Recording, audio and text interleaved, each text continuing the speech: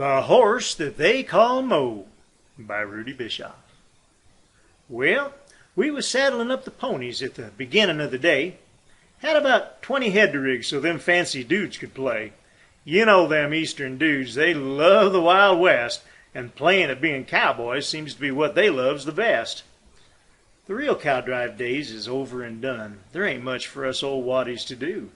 So wrangling on a dude drive, well, it keeps us in the grub and makes a little money too. Now them hosses was tied to the picket rope all the long dark night, and the tack was piled neat nearby. Them saddles, they was stacked just right. When little Mouse come a-prancing by up on the second row, and curls up to sleep under a saddle belonging to a horse that they call Mo.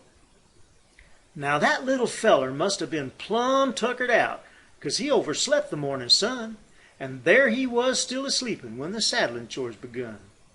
Mr. Matson, now he's the owner of the outfit we was working for, and most mornings the work's all done before that son of a gun lets his boots even hit the floor.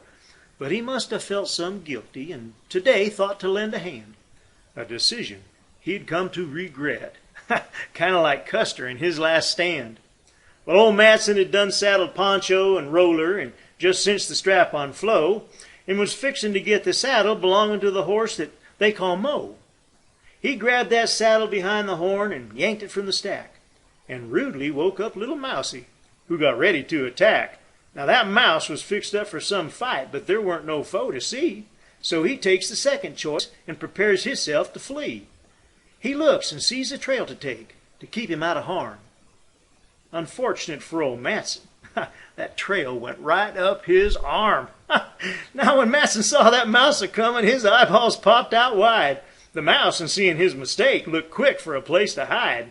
Matson whooped his free hand up to smack that little squirt, but his draw was slow, and that mouse did go right down the neck hole of his blue-striped cowboy shirt. Whoa! Matson did a backflip in the air and dropped that saddle rig, hit the ground with feet a-flying, and he was doing a pretty dang good jig.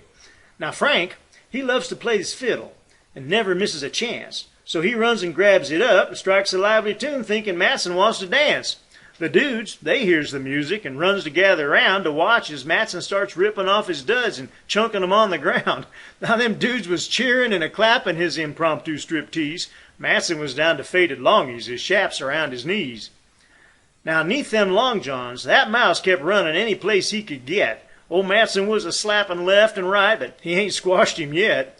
Suddenly, Matson stopped stock still. His back flap was hanging open wide. And there it was for all to see. That mouse had done found a place to hide. And sneaking peeks from between those cheeks, he was keeping a watchful eye.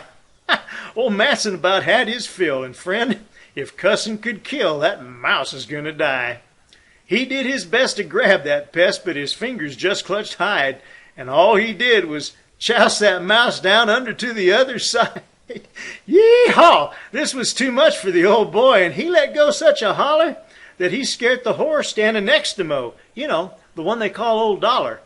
Old Dollar cocked his hind leg back and let fly with a well-aimed kick, and caught that mouse with that roundhouse, and it surely did the trick. Yep, that mouse was dead, but sadly said, Mr. Matson wished that he was too.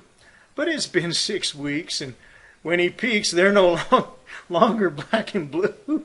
So he looks forward to the day when all the pain will go away and a riding he can go. He'll saddle up the best hoss he can get, and partner, you can lay a bet it ain't gonna be the horse that they call Mo.